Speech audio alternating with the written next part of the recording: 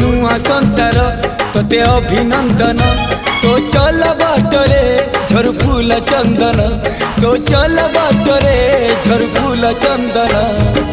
समयर चक्का भौरी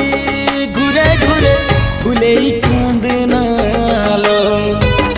चढ़ीबु तू फूल सवारी धीरे धीरे फुले कांदनालो बाहाघर सुख परा विधाता देइछि तोते विरह वेदना सबु सहिबाकु हबा मते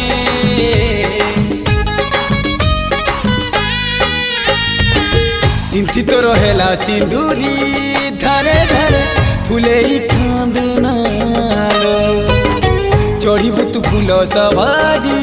धीरे धीरे फुले कांदना।